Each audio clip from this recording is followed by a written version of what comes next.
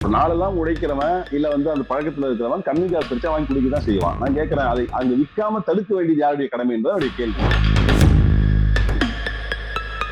சாவது ஃபுல்லா பாத்தீங்கன்னா உழைக்கவருக்கு தான் செத்துக்கிட்டு இருக்கு. அது ஒரு சமூக பிரச்சனை. நீங்க லட்சக்கணக்கான மக்கள் இந்த பழக்கத்துக்கு உள்ளா இருக்கிறப்ப இது எப்படி டீல் பண்ணன்றத கொஞ்சம் சமூகத்தின் அக்கறை இருக்கிற எல்லாம் சேர்ந்து பேச வேண்டிய விஷயம்.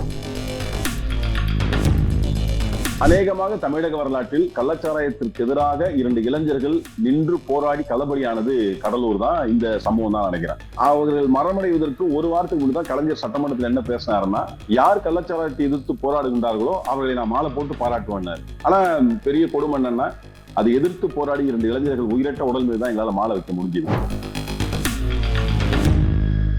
காவல்துறை மாமல் வாங்குவது எல்லாருக்கும் தெரியும். அப்ப காவல்துறையினுடைய ஒட்டுமொத்த ஆதரவோடு தான் அந்த கலாச்சாரம் அங்க விற்கப்பட்டுச்சு. விற்கிறவனே அரசியல்வாதி தானே பாதி பேர். அதுல விற்கிறவன் அரசியல்வாதியா இருக்கான். ரவுடிகளை வச்சுதான் வித்துக்கிட்டு இருக்கான். ரவுடிகளை பிடிச்சா ரவுடி அரசியல்வாதி சொன்னா அவனே போய் காப்பாத்தி விடுறான். அப்ப நீங்க அரசியல்வாதிகள், அதிகாரிகள், இந்த விற்பனையாளர்கள் கூட்டு நடவடிக்கையை நான் சொல்றேன். வணக்கம் தோழர். வணக்கம். கள்ளக்குறிச்சி விஷசாராய மரணம் கிட்டத்தட்ட 50க்கு மேல போயிருச்சு இன்னையோட. இப்போ இதை பார்க்கும்போது கள்ளக்குறிச்சியில அதோட சுற்றுவட்டார பகுதியில கள்ளச்சாராயம் ரொம்ப ரொம்ப கேஷுவலா இருக்கிற மாதிரி தெரியுது. விஷசாராயம் சொல்லுங்க, கள்ளச்சாராயம் விஷச்சாராயம் பின்னாடி விளக்கம் உங்களுக்கு. இந்த விஷச்சாராயத்தை கொடுத்து குடிச்சு இறந்து போயிருக்காங்க. ஏதோ கள்ளக்குறிச்சி மட்டும் இல்ல, தமிழ்நாட்டுல எல்லா நகரங்கள்லயும் மிக எளிதா கிடைக்கக்கூடிய போதைப் பொருளா விஷசாராயம் மாறிக்கிட்டு இருக்கு.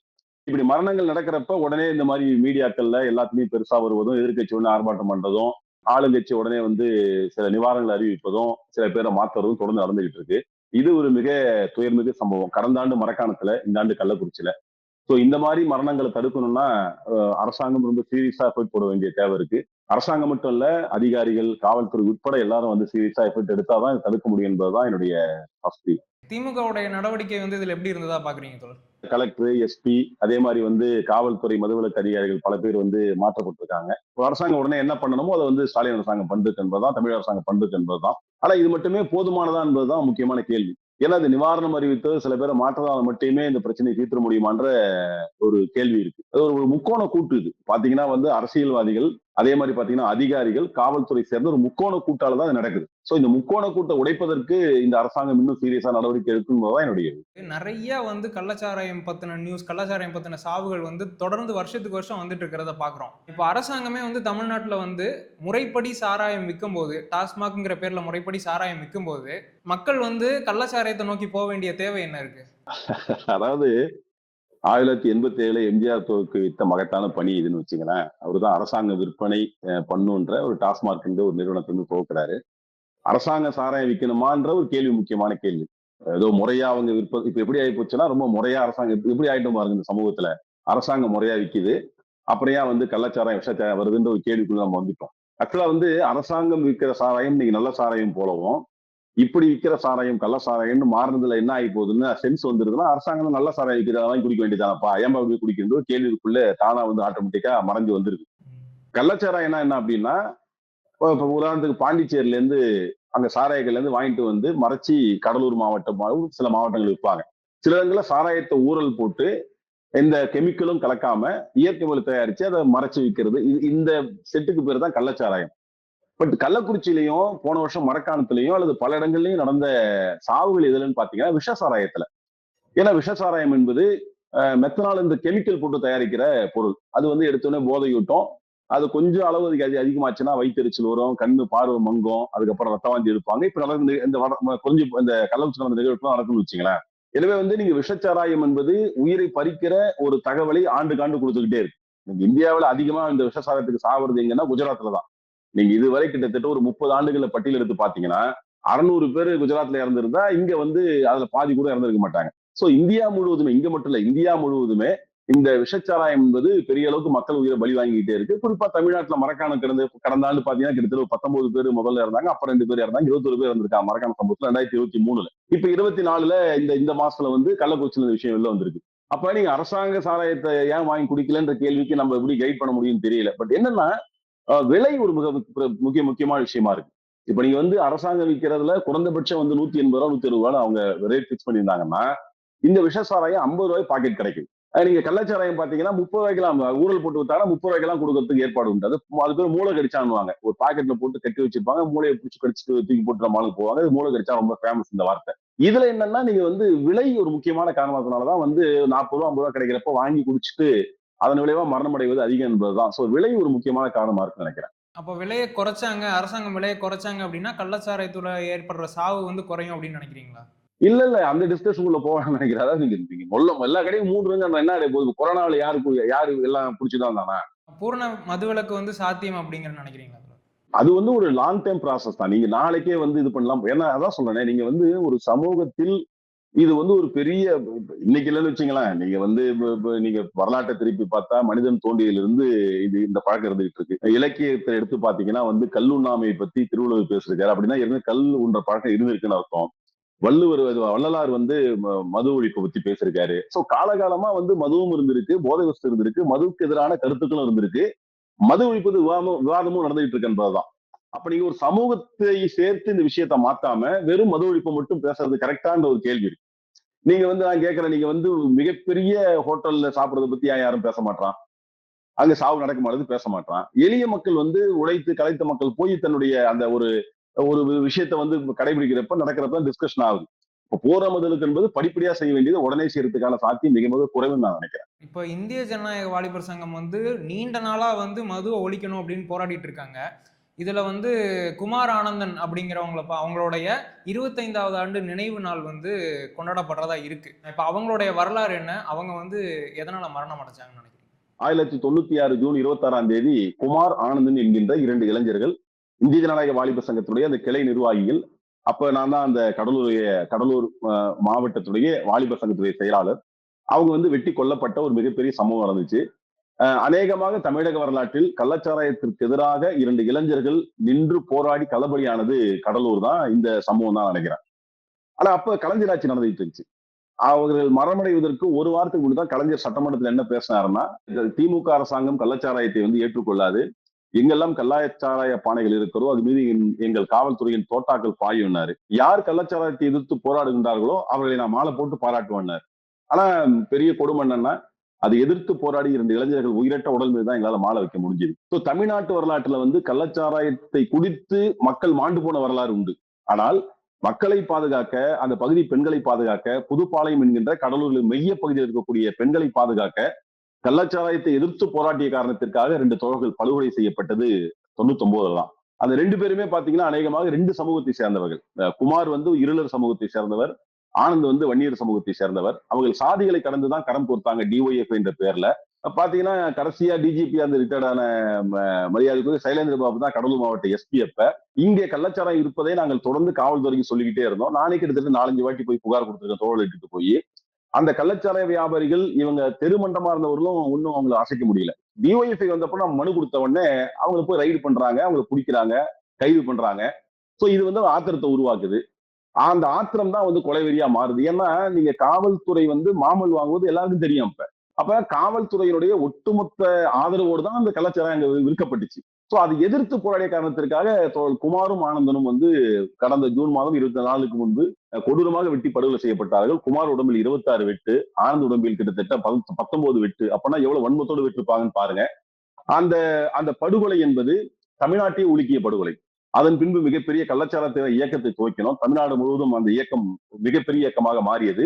கம்யூனிஸ்டுகள் மிக உறுதியோடு அந்த போர்க்களத்தில் நின்றார்கள். என் சங்கரையா கலந்து கொண்ட ஒரு மிகப்பெரிய பேரணி என்பது நடத்தப்பட்டது. எனவே அந்த தியாகிகளை நாம இன்னைக்கு தமிழ்நாட்டில் உயர்த்தி பிடிக்க வேண்டிய தேவை இருக்கிறது. ஏன்னா எந்த தமிழ்நாட்டு வரலாற்றில், இந்திய வரலாற்றில் எந்த இடத்திலையுமே இப்படி கள்ளச்சாராயத்துக்கு எதிராக போராடி விதைக்கப்பட்ட தியாகிகள் இல்லை என்பதுடைய கருத்து. சோ அவர்கள் தியாகத்தை நாங்கள் உயர்த்தி பிடிப்போம் என்பதை தெரிவித்துக் கொள்கிறேன். குடிச்சவங்களுக்கு எதுக்குப்பா சப்போர்ட் பண்ற, அவங்கதான் குடிக்கிறாங்களே அப்படிங்கிறாங்க. இந்த விஷயத்துல நிறைய பேர் சம்பந்தப்பட்டிருக்காங்க. அதாவது குடிச்சவங்க, கள்ளச்சாராயம் வித்தவங்க, அரசாங்கம் அப்படின்னு.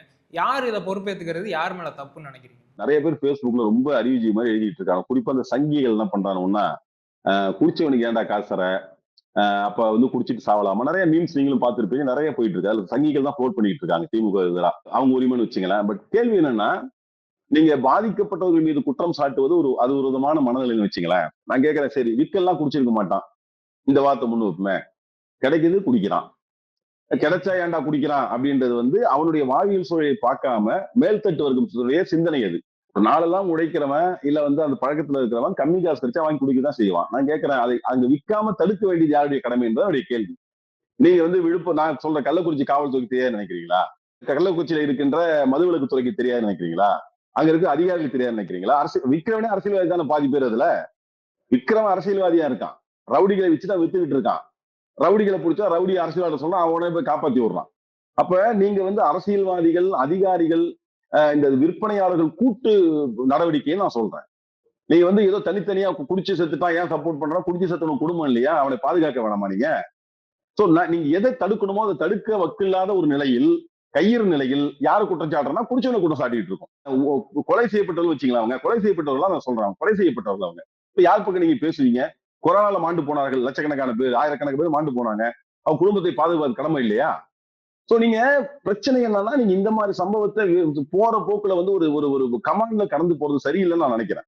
குறிப்பா இந்த சம்பவத்துல இறந்தவங்கள்ல வந்து பாதிக்கும் மேற்பட்டவர்கள் வந்து பட்டியலின மக்கள் அப்படின்னு சொல்றாங்க.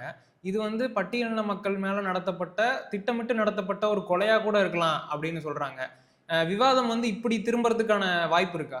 அப்படி அந்த வியூல அது வந்து பார்க்கணுமான்னு எனக்கு தெரியல. ஏன்னா மரக்காண சம்பவத்துல செத்து போனதுல பாதி பேர் வந்து பட்டியலின சாதியம் கிடையாது. இதுலயும் பல பேர் கிடையாது.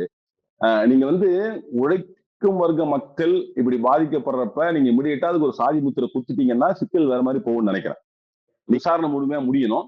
ஆனா இதுவரை நடந்த கள்ளச்சாராய விஷசாராய சாவுகள் எல்லாத்துலயுமே வந்து குறிப்பிட்ட சாதி மட்டும் சாவல. ஏன்னா போதைக்கு அடிமையாவல சாதியை மட்டும் பார்த்தலாம் இல்ல. எல்லா சாதியில இருக்கிற சாதாரண மக்கள், எளிய உழைப்பாளி மக்கள் தான் அதுல வந்து பாதிக்கப்படுறாங்க என்பதுதான். ஒருவேளை இதுக்கு இன்னும் சில தரவுகள் நிறைய வந்துச்சுன்னா நம்ம பார்த்துட்டு வந்து பேசலாம் என்பதுதான். பட் ஒரு விஷயம் என்னன்னா, நீங்க இந்த மாதிரி ஒரு விஷச்சாராய சாவு நடக்கிறப்ப மட்டும் இந்த மாதிரி ஒரு பெரிய டிபேட்டை உருவாக்குவதும், அது முடிஞ்ச உடனே 2 மாசம் திருப்பி அங்கங்க சாராயம் விற்பதுங்கிறது தொடர்ந்து கொண்டே இருக்கு. அதுதான் பிரச்சனை. அப்ப வந்து இது திமுக அரசாங்கமா, அதிமுக அரசாங்கம் இப்போ எடப்பாடி கடுமையா பேசிக்கிட்டு இருக்காரு. போற போக்குல வந்து நீங்க வந்து Facebookல, ட்விட்டர்ல, இன்ஸ்டாவுல கிடைக்கிறது எல்லாத்தையும் வந்து இவங்க எதுவுமே பண்ணல கம்முன்னு இருக்காங்கன்னு சொல்றது என்ன அப்படின்னா, அவர்கள் போராடாம இருக்கிறத யாரும் கேள்வி கேட்க கூடாது. ஏன் தொடர்ந்து போராடியா போராடணும்னு சொல்றாங்க என்பதுதான் அதை பார்க்கக்கூடிய முக்கிய விஷயமா நினைக்கிறேன். இல்ல ஆளுங்கட்சியோட கூட்டணியில இருக்கீங்க அப்படிங்கிறதுக்காக இந்த விஷயத்தை வந்து தொட்டும் தொடாம போயிட்டாங்க. இதுவே நாங்களா இருந்தா அவங்க வந்து இந்த மாதிரி இருந்திருப்பாங்களா அப்படின்னு எடப்பாடி கேக்குறாரு. ரொம்ப சிம்பிளுங்க. நீங்க வந்து தமிழ்நாட்டுல திமுக கூட்டணியில் இருக்கிற மார்க்சிஸ்ட் கட்சி தான் வேலை நேரம் குறைத்த போது சட்டமன்றத்துல எஞ்சி வெளில வந்த முதல் கட்சி, வெளிநடப்பு பண்ண கட்சி. இன்னைக்கு டிரான்ஸ்போர்ட் தொழிலாளிகளை டிரான்ஸ்போர்ட்ல வந்து அத்துக்குழிகளாக எல்லாரும் எடுக்கக்கூடாதுன்னு ஸ்டேட்மெண்ட் கொடுத்திருக்க கட்சி மார்க்சிஸ்ட் கம்யூனிஸ்ட் கட்சி. கள்ளக்குறிச்சி சம்பவத்துல நடந்த சில மணி நேரத்துல அங்க போன அரசியல் கட்சி தலைவர்ல ஒருவர் கே பாலகிருஷ்ணன். இதை கண்டிச்சு மிகப்பெரிய போராட்டத்தை அறிவிச்சிருக்கோம். நீங்க தமிழ்நாடு ஃபுல்லா பாத்தீங்கன்னா ஒவ்வொரு நகராட்சியிலையும் ஒவ்வொரு மாவட்டத்திலையும் பல்வேறு இஷ்யூக்காக தொடர்ந்து ஃபைட் பண்ணிக்கிட்டு இருக்கோம். நீங்க இந்த கூட்டணி அமைத்த இந்த ஆட்சிக்கு வந்த இந்த 2.5 வருஷத்தை நீங்க எடுத்து பாத்தீங்கன்னா அரசு ஊழியர் போராட்டமா இருக்கலாம், டிரான்ஸ்போர்ட் போராட்டமா இருக்கலாம், விவசாயிகள் போராட்டமா இருக்கலாம், கூலி தொழில் போராட்டமா இருக்கலாம், இல்ல இந்த மாதிரி சம்பவங்கள் எதிர்த்து நிக்கிறதா இருக்கலாம். அநேகமாக மார்க்சிஸ்ட் கட்சி நடத்திய போராட்டங்களில் 100ல் 5 கூட நடத்தாத கட்சி தான் அதிமுக. இப்ப கூட்டணி இருக்கிற காரணத்தினால் அவங்க என்ன நினைக்கிறாங்கன்னா, கூட்டணி விட்டு நீ வெளில வாங்க, அதுதான் ஒன்னும் சொல்லல. கூட்டணி என்பது ஒரு நோக்கத்திற்காக, அந்த நோக்கத்தில் ஒரு பகுதி வெற்றி அடைஞ்சு இன்னைக்கு வந்து தமிழ்நாட்டில் பிஜேபி வேரடி முன்னோடு சாய்க்கப்பட்டு இருக்கிறது. அதுதான் அவங்களுக்கு இரிட்டேட் ஏன் ஆகுறாங்கன்னா, இந்த கூட்டணி இவ்வளவு சீட் ஜெயிக்கணும் எதிர்பார்க்கல. இது பொலிட்டிக்கல் பிரஷர்ல இருந்து வர்றதுதான். நான் கேட்கிறேன், இவங்க சொல்ற எல்லாம் இப்ப எடப்பாடி போராட்டம் அறிவிச்சிருக்காரு, மத்த பல பேர் போராட்டம், அது வந்து நீங்க கட்சியுடைய கடமை போய் நடத்துங்க. ஆனால் கூட்டணி இருப்பதால் மார்க்சிஸ்ட் பண்ணலன்னு குற்றம் சாட்டுவதே என்ன அப்படின்னா, மார்க்சிஸ்ட் கட்சியை தொடர்ந்து வந்து கொச்சைப்படுத்தும் ஏற்பாடுதான் நினைக்கிறேன். இதே மாதிரியான மரணங்கள் வந்து இனிமே நடக்கக்கூடாது அப்படின்னா என்ன பண்ணணும்னு நினைக்கிறீங்க? அரசாங்கம் சார்பாகவும் மக்கள் சார்பாகவும். கரெக்டா கொஸ்டின் பண்ணீங்க. 2 சைடு இருக்கு. ஒண்ணு வந்து கவர்மெண்ட் ரொம்ப கான்சியஸா இப்படிப்பட்ட விஷச்சாராய விற்பனையில் ஈடுபடுகின்ற எந்த அரசியல் கட்சியை சார்ந்தவா இருந்தாலும் இமிடியட்டா நீங்க வந்து அவங்கள வந்து கைது பண்ணி உரிய நடவடிக்கை எடுப்பது ஒண்ணு. நீங்க அந்த கண்ணியை தொட்டுட்டீங்கன்னா அவர் வந்து யார்கிட்ட வந்து எந்த போலீஸோட லிங்க்ல இருக்காருன்னு தெரியும். நீங்க அவரை பிடிச்சிட்டீங்கன்னா எந்த அதிகாரி சப்போர்ட் பண்றான்னு தெரிஞ்சிடும், எந்த ரவுடி இருக்கிறான்னு தெரிஞ்சிடும். இப்ப இதுக்கு வந்து மிக மிக தைரியமான அரசியல் மன தைரியம் வேணும். எனவே வந்து அரசியல்வாதிகள், அதிகாரிகள், காவல்துறை இந்த கள்ளக்கூட்டை நீங்க தடுக்காம அதை வந்து உடைக்காம இந்த பிரச்சனையை மாற்றவே முடியாது. இது ஒரு சைடு அரசாங்கம் சீரியஸா எடுக்க வேண்டிய நடவடிக்கை. ஒண்ணும் இல்ல, நீங்க மரக்காணம் கள்ளச்சாராய விஷசாராய சாவுல மெத்தனால் விற்பனை பண்ண ஒரு நிறுவனத்தோட அதிபரை கைது பண்ணிட்டாங்க.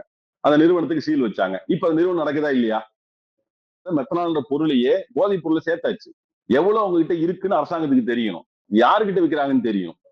இவ்வளவு கட்டுப்பாடுகள் இருக்கப்ப எப்படி மெத்தனால் சாதாரண மக்கள் கையில, சாதாரண விற்பனையாளர் கையில கிடைக்குது? சட்டங்களை ஒழுங்கா அமல்படுத்தினாலே போதும். இது ஒரு பக்கம் வந்து அரசாங்கம் ரொம்ப சீரியஸாக மெத்தனால் நிறுவனங்களை வந்து கண்காணிப்பது, இருக்கிற சட்டத்தை அமல்படுத்துவது, அதில் ஈடுபட அரசியல்வாதியை வந்து கைது பண்றது, காவல்துறையை வந்து கைது பண்றது, அதிகாரிகளை கைது பண்றது, இது ஒரு பக்கம் ரொம்ப சீரியஸா எடுக்க வேண்டிய தேவை. இப்படி எடுத்தாதான் நீங்க ஃபியூச்சர்ல இதை தடுக்க முடியும். இன்னொரு பக்கம் பாத்தீங்கன்னா சமூக இயக்கங்கள் இதுக்கான மூவ்மெண்ட் துவக்க வேண்டிய தேவை. நீங்க வந்து பூரண மதுவிலக்கு நோக்கி போறதுக்கு ஒரு ப்ராசஸ் தான். சோ அந்த ப்ராசஸ வந்து எல்லா அரசியல் கட்சியும் முன்னெடுக்க வேண்டிய தேவை. ஆனா நீங்க மார்க்சிஸ்ட் கட்சி மட்டும்தான் தன்னுடைய அரசியல் கூட்டங்களுக்கு வந்து தொண்டர்களை ஏற்றப்ப கோட்டரும் கோடி தராத கட்சி. இது கோயம்புத்தூர் அண்ணாமலை போன பல கூட்டத்துல நாரிச்ச அதிமுக இல்ல ஆளுங்கட்சி பல கட்சியுடைய கூட்டங்கள்ல பாத்தீங்கன்னா அதை டிஸ்ட்ரிபியூட் பண்றது பெரிய ஒரு நிகழ்ச்சியாவே நடந்துகிட்டு இருக்க. இப்ப அதை வந்து அரசியல் கட்சிகள் ரொம்ப கான்சியஸா தன் தொண்டர்களுக்கு போட்டு போதிக்க வேண்டிய தேவை இருக்கு. அப்படி ஒரு பழக்கத்திலிருந்து வெளில கொண்டு வரதுக்கான முயற்சி அரசியல் கட்சி எடுக்க வேண்டிய தேவை இருக்கு. இதை தாண்டி சமூக இயக்கங்கள் அவர்களுடைய பிரச்சாரத்தை தொடர்ந்து மக்கள்கிட்ட கொண்டு போக வேண்டியது. சோ இது எல்லாம் சேர்ந்து நடக்கிறப்பதான் இப்படிப்பட்ட மரணங்களை தவிர்க்க முடியும். இன்னைக்கு வந்து நம்ம பேசிட்டு கடந்து போயிடுவோம், நாளைக்கு ஆர்ப்பாட்டம் மட்டும் எல்லாம் கடந்து போயிடுவோம். இதெல்லாம் ஒரு பக்கம் நம்ம இயக்கங்கள் எல்லாம் போயிடும். கொஞ்சம் அப்படியே யோசிச்சு பாருங்களேன். தன் தந்தையும் தாயும் மரணம் அடைந்த ஒரு குடும்பத்தில் 10வது படிக்கிற பையன், அக்கா, தம்பி எங்க போவாங்க? ஒருவனை நம்பி இருக்கிற குடும்பம் ரோட்டில் இருக்கிற போது அவனை அரவணைப்பது வந்து ஒரு அடிப்படை கடமை இல்லையா? எனவே வந்து ஒண்ணு அரசாங்கத்துக்கு சீர்சான நடவடிக்கை, 2 அரசியல் கட்சிகள் தங்கள் கட்சியில் இருக்கிற தொண்டர்களுக்கான ஒரு பிராக்டிஸ் உருவாக்குறது, 3 சமூக இயக்கங்கள் இதை வந்து பிரச்சாரமா கொண்டு போறது, 4 இப்படி பாதிக்கப்படுகின்ற மக்களை அரவணைத்துக் கொண்டுதான் செல்ல வேண்டிய ஒரு தேவை இருக்கு என்பதுதான் என்னோட பார்வையா சொல்றேன். நிறைய விஷயங்களை பகிர்ந்துக்கிட்டீங்க. உங்களுடைய பணி தொடரட்டும் தொடர். நன்றி.